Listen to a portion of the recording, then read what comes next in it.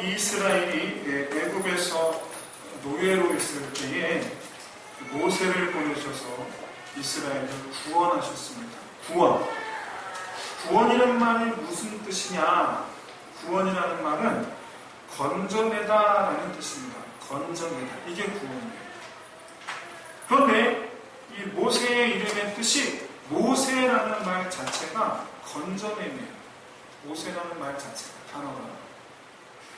바로 이 이집트 공주가 지어준 것인데 알고 지어준 것인지는 모르겠지만 최소한 이 모세 아기를 강가에서 건져 올렸거든요.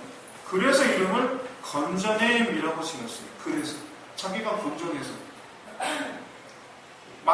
이름 그대로, 이름 뜻 그대로 이제 모세가 하나님께 쓰임받게 됩니다. 건져내는 사람이 되는 거죠. 여러분, 애굽으로부터 이스라엘을 건져낸 사람입니다. 한번 여러분 상상해 보세요. 이스라엘이 이 모세를 찾아요. 광야 생활 틈만 나면 찾아요. 모세요. 여러분, 그 이름이 우리식으로 뭐라고 말씀드렸습니까? 건져내는 자. 그러니까 이렇게 부르는 거예요. 우리식으로. 자기들끼리 이런 거죠. 건져내는 자예요. 건져내는 자예요. 우리를 건져내는 자예요. 그러니까 모세는 자기 이름 때문에, 남들이 불러주는 그 이름 때문에 자기 사명을 잊을 수가 없어요. 잊을 수가 없어요.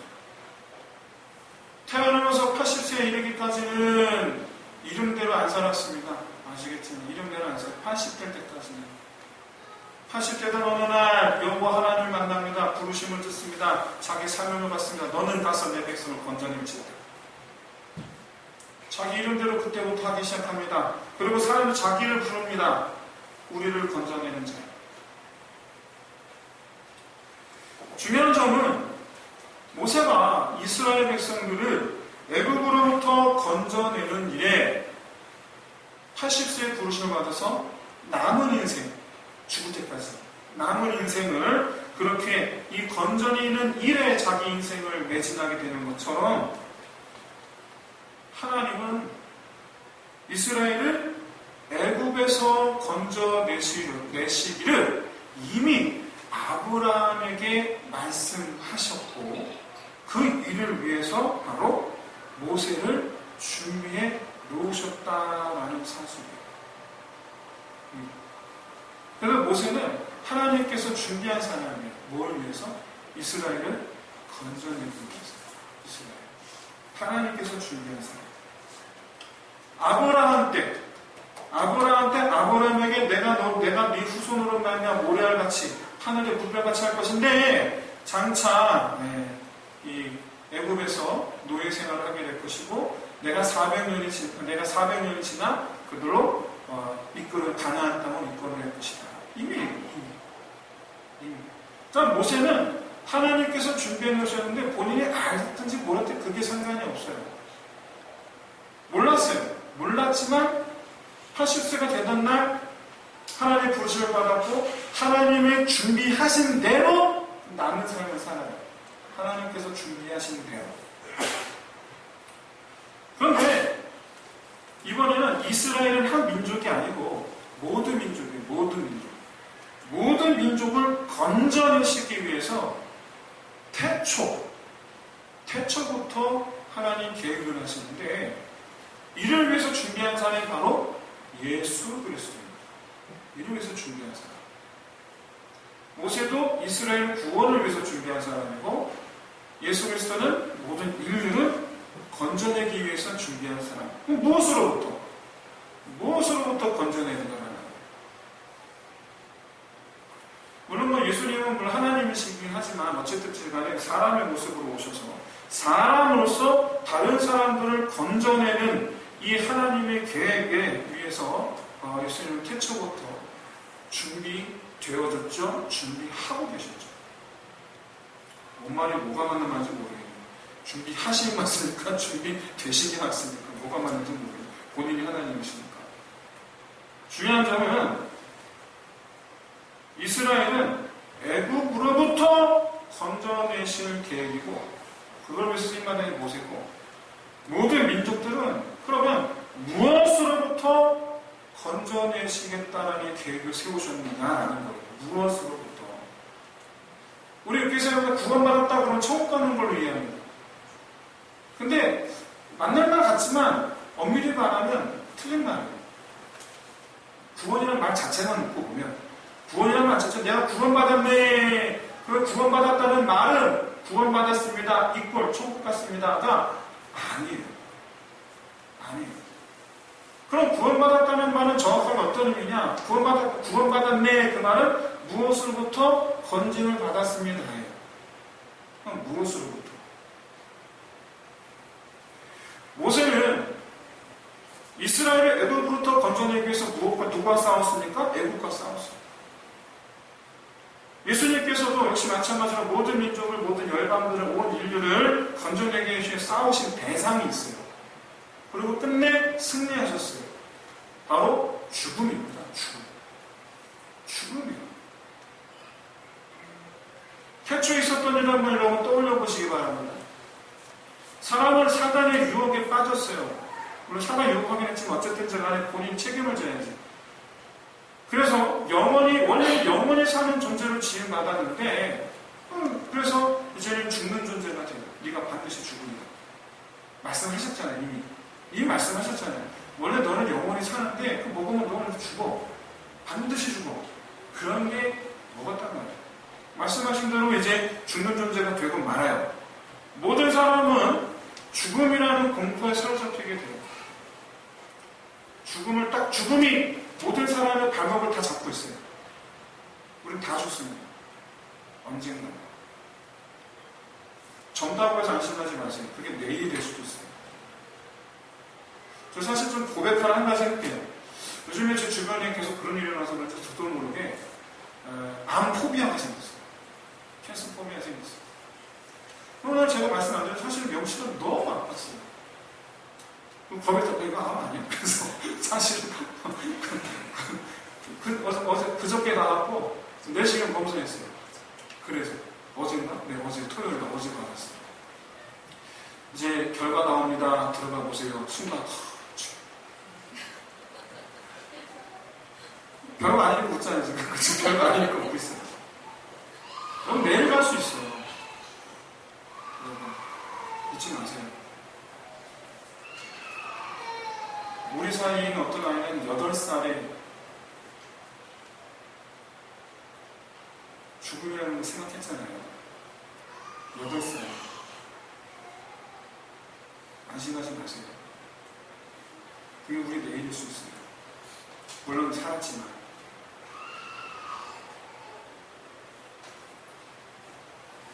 하나님은 그대로 사람을 죽는 존재로 놔두지 않으셨어요.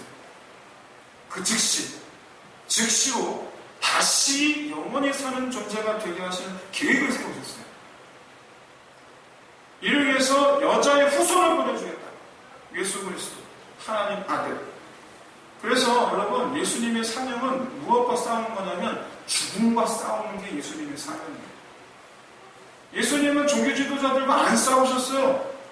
그 누구하고도 안 싸우셨어요. 물론 질책을 하셨어요. 혼내기를 하셨어요. 화도 내셨어요. 하지만 그건 싸우자고 내는 화가 아니었어요. 깨닫지 못하니까 답답하니까 내는 화였어요.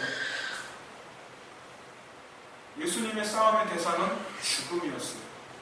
십자가 사건은 소위 말하는 링 위에 드디어 예수님께서 바로 그날 이 죽음과 싸우는 날이 바로 십자가 사건. 예수님 입장에서는 십자가 바로 그날이 링 위에 오르시는 날이에요.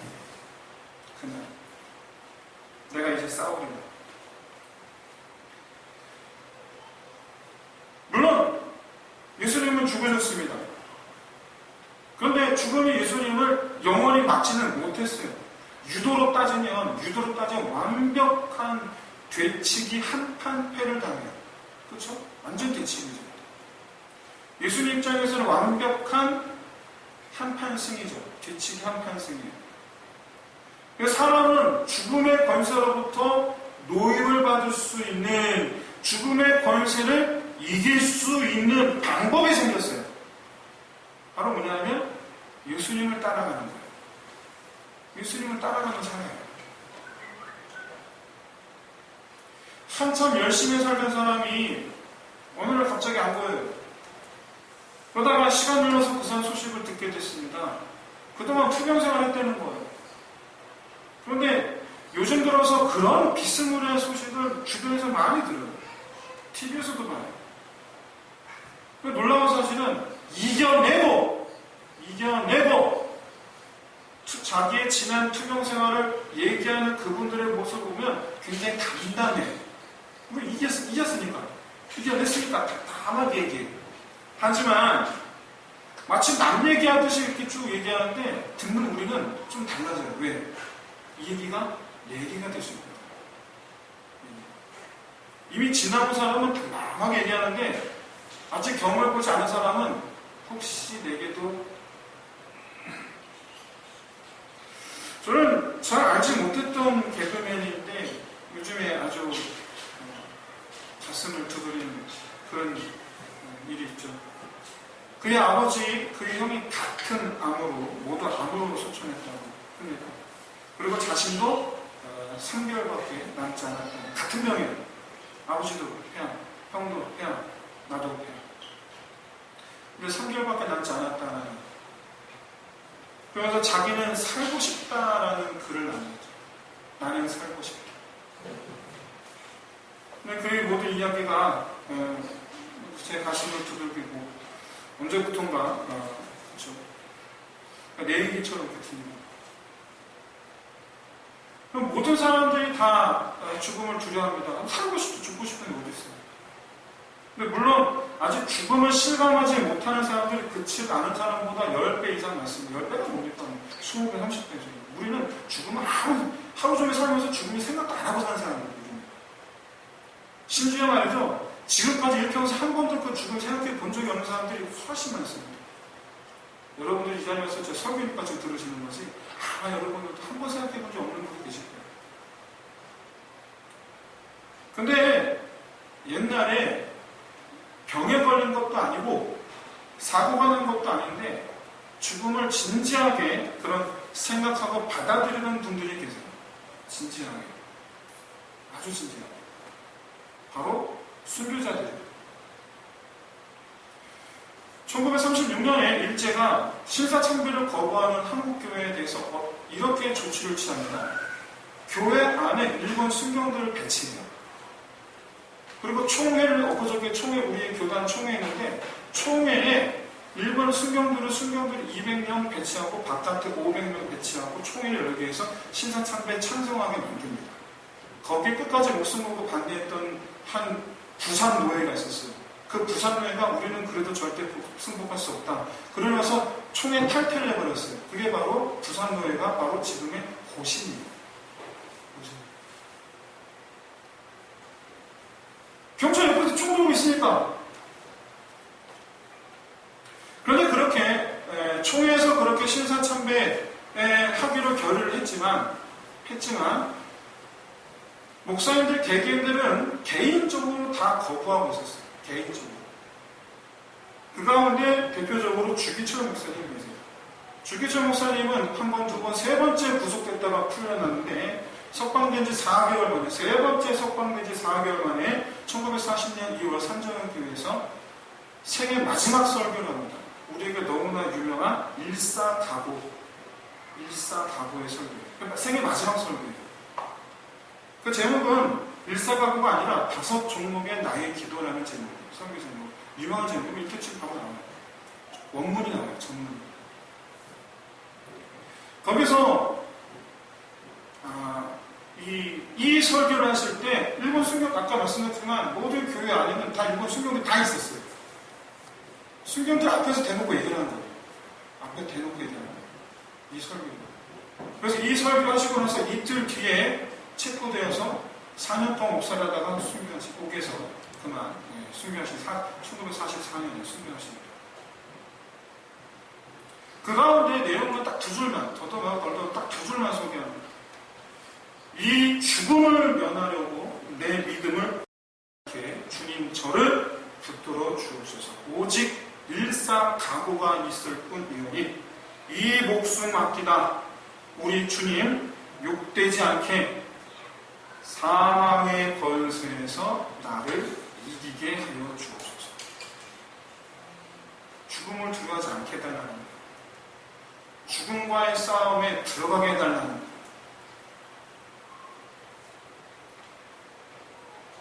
사실 주기철 목사님의 순교는 다른 게 아니고 성경서 사도들의 순교에서 본을 본 거예요.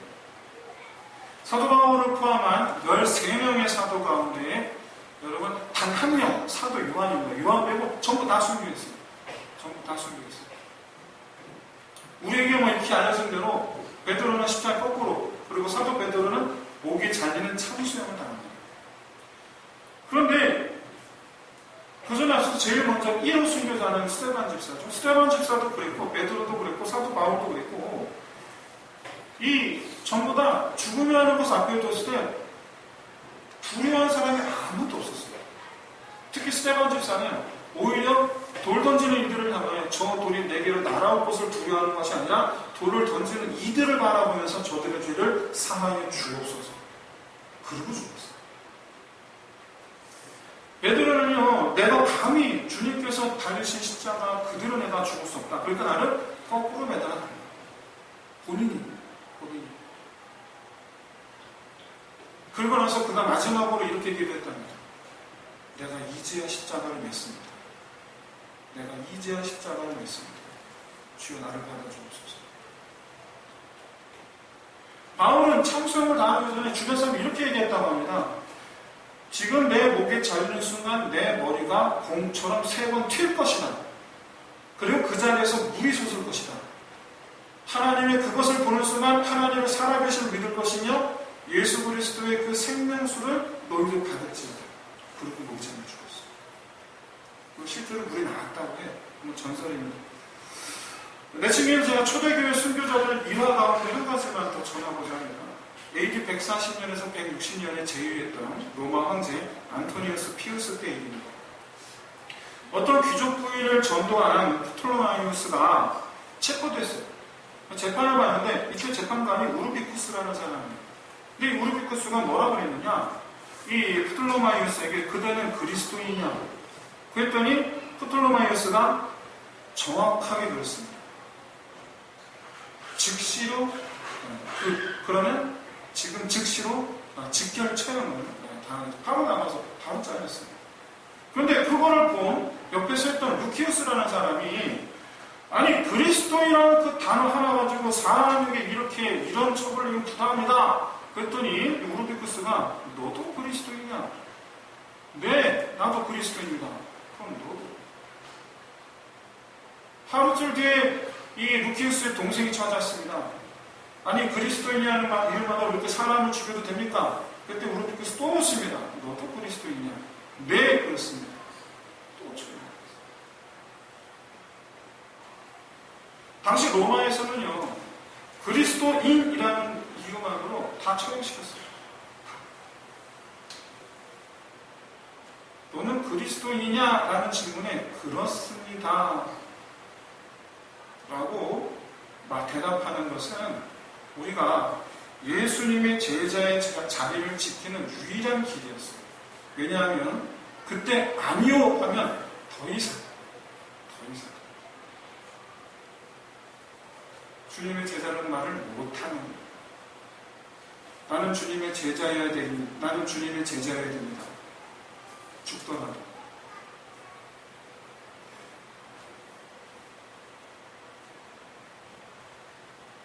사랑하는 성도 여러분, 하나님께서 지켜보고 계시는 거예요.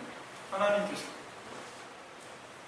이 자리에 함께 계신 우리 모든 성도 여러분들께서도 하나님 앞에서 믿음을 지키는 하나님의 사람 되시기를 주의 이름으로 축원드립니다.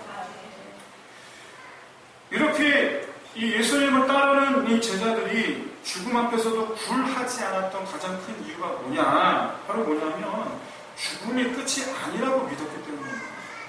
죽음이 끝이 아니라고 믿었기 때문입니다. 아니 믿은 게 아니라 확인했기 때문입니다. 오늘 본문을 보면 제자들은 처음에 두려워 떨고 있었습니다. 두 가지 이유로 떨고 있었는데 하나는 자기들이 죽을까 봐 했고 또 다른 하나는 자기들 눈앞에 계신 예수님이 귀신인 줄 알았어요. 귀신인 줄 알았어요. 근데 예수님께 눈앞에서 음식을 드시는 거예요. 난 좀 먹고 좀 내놔라. 같이 먹는 거예요. 여러분, 설마 이 음식을 드실 때 예수님께서 진짜 배가 너무 고파서 사람들이 나를 지켜보든 말든 상관없이 오직 음식 먹는 데만 집중하셨겠습니까? 아니죠. 음식을 드시면서 이래도 못 믿겠니? 하면서 한 사람 한 사람, 제자들 한 사람 한 사람 눈 맞추시면서 드시는 거예요. 여러분, 주님의 이 부활이 제자들에게 미친 영향은 단순하지 않습니다. 첫째로, 제자들은 이 세상이 전부가 아니라는 것을 깨달아요. 그때 이후로. 제자들이 바라보는 세상, 이제부터 인사이트에 대한 이야기입니다. 제자들이 바라보는 이 세상은요, 제자들이 바라보는 시선이 이 세상의 전부예요. 당연히 제자들이 바라는 것도 이 세상이 있어요. 바라는 것도. 제자들이 예수님을 따라갔던 이유가 뭡니까? 다른 게 아니에요. 이 세상에서 한 자리 차지하라고. 이 세상에서. 그런데 이 예수님의 부활이 제자들의 이 시야를 확장시켜주는 거예요. 아, 이게 이제 전부가 아니네. 제자들은 하나님의 세계를 보는 거예요. 하나님의 세계. 여러분, 어린아들을 데리고 놀이공원에 놀러 갔는데 안타깝게도 사람이 너무 많아요. 기다리는 시간도 길고 사람들 사이에서 아이 챙기느라 바쁘고 신경이 막 이만저만 쓰이는 게 아닌데 애도 막 치워들고 짜증내고 최소한 이렇게 아빠 눈으로 볼 때 주위에 재미있는 것도 많은데 애는 거의 관심 일절 없어. 그건 참 야속한 거예요. 도저히 안 되겠어 아빠가 애를 어깨 탁 올렸어요. 무등을 탁 틀어졌어요. 그랬더니 애가 좋아해요. 아빠 등 타니까 그제서 좋아해요. 그런데 그제서 빌어서 이래요. 무슨 말일까? 아이는 아빠가 무덤 태워주기 전까지는 아빠가 보는 광경을 본 적이 없어요. 못 봐서. 아빠의 시선이 되니까 아빠가 보는 걸 보는 거예요. 그제서야 좋아하는 거예요. 여러분, 다시 살아나신 예수님께서 지구에 있었던 모든 성경 이야기를 쫙 풀어줍니다. 모세부터 모세가 쓴 글, 창세기, 출애굽기, 레위기, 민수기, 신명기, 성경의 처음부터 시편에 자기들에 말한 글 이르기까지 모든 성경들을 다 풀어주는데 그제서야 비로소 제자들이 하나님의 세우신 계획을 같이 보게 되는 거예요. 영혼부터 영혼을 보게 되는 거예요. 그때부터 하나님이 보는 시선과 같아지는 거예요. 제자들의 삶의 목표가 바뀝니다. 이제는 뭐 세상에 미련 두고 자시고 할 것도 없어요. 그건 뭐 이제 관심이 없어요. 더 높은 곳을 보게 됐다는 거예요. 그것을 가리켜서 우리는 숭고하다, 거룩하다라고 말할 그런 성질의 것이 아닙니다. 제자들이 그것을 우리가 높게 평가하고 높게 바라보는 우리는 못해하고 높게 바라보는 그런 성질의 것이 아니라는 거예요. 제자들은 단지 하나님의 계획에 동참한 것 뿐이에요. 하나님의 투자 계획에 자기들도 같이 투자하는 거예요. 이건 보장된 거예요. 고수익이. 이건 고수익에 보장된 투자예요. 우리 물어봅시다. 제가 여러분들 여쭤보겠습니다. 여러분 돈봉투 여러분이 두 개 드리겠습니다. 하나는 10억이 써 있습니다. 수표가. 근데 하나는 백주 수표예요. 뭘 받으시겠어요? 뭘 받으시겠어요?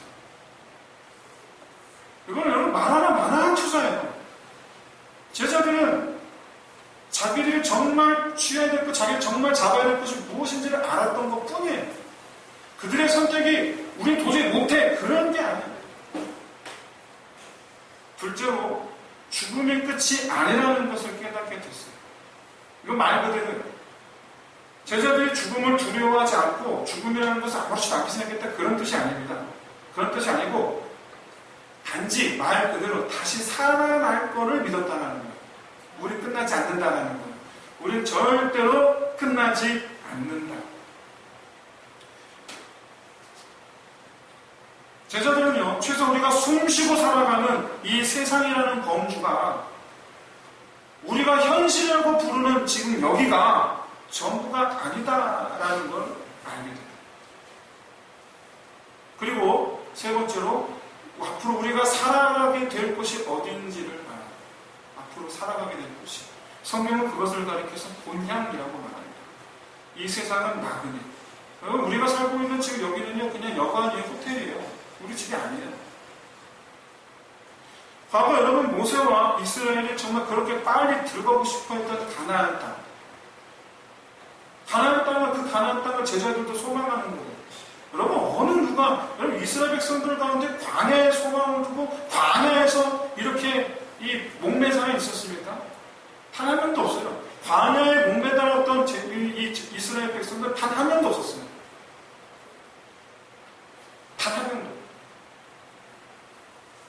광야에 목매다는 이스라엘 사람이 있었다면 우리는 그 사람을 가리켜서 정말 미련하구나, 정말 미련하구나 라고 얘기할 겁니다.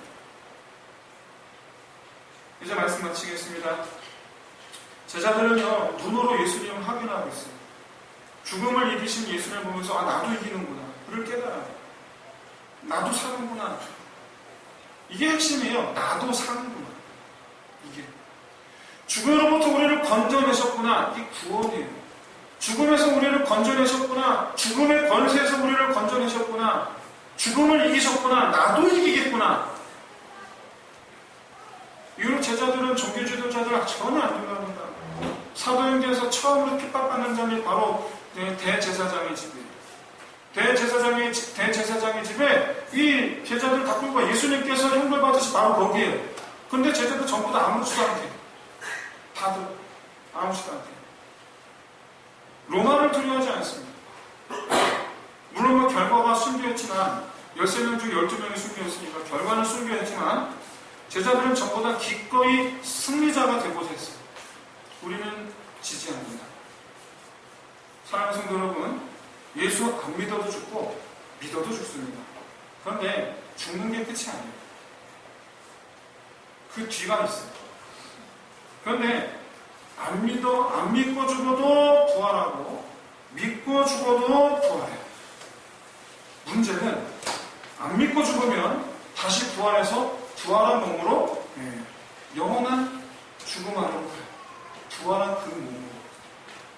어떤 분이 오해하시는데 우리 영혼이 지옥 불구덩이, 성경에 얘기하잖아요. 지옥 불구덩이 영혼이 들어가는 줄 아는데 아니에요. 여러분 몸으로 들어가요. 몸으로. 잊지 마십시오. 몸으로 들어가요. 그리고 믿고 죽은 사람은 어떻습니까? 네, 여러분 다 아시다시피 새하늘 새 땅, 새하늘 새 땅에서 영원히 살아요. 뭘로? 몸으로 살아요. 사랑하는 성도 여러분, 죽음의 권세를 이겨내는 믿음으로 이 세상 담대하게 사시길 바랍니다. 그리스도인인데 세상 문제 가지고 다 산 것처럼, 이게 뭐 죽을 것처럼 하시는 분들이 계세요. 물론 그 두려움을 이해합니다. 그러나 오늘 말씀을 통해서 여러분 담대함을 회복하시기 바랍니다.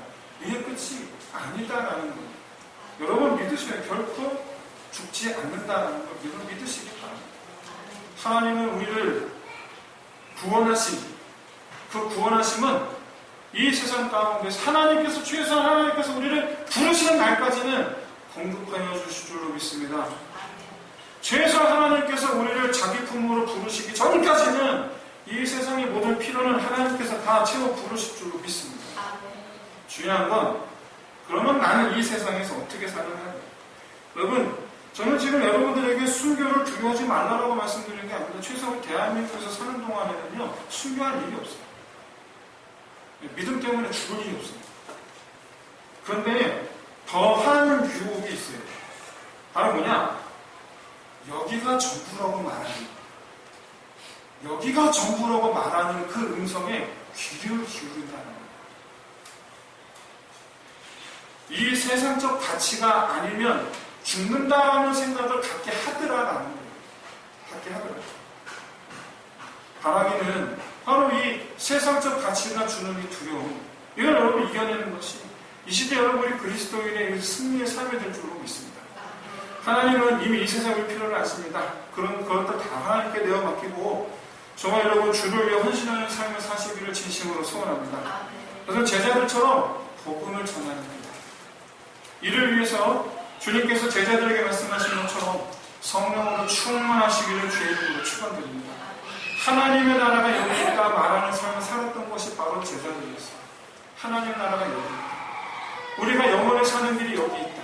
영원히 사는 길이 여기 있다. 오늘 우리가 그리스도인의 이 믿음으로 우리가 이와 같이 이 영원히 사는 길을 택한 자로서 이것을 해방하려는 이 모든 것들에 대해 이기는 길은 바로 이처럼 죽음의 권세를 이기신 예수 그리스도의 그 부활 신앙을 가지고 두려움이 없는 자, 주님께서 여호수아에게 말씀하셨어요. 너는 도무지 두려워하지 말지어다.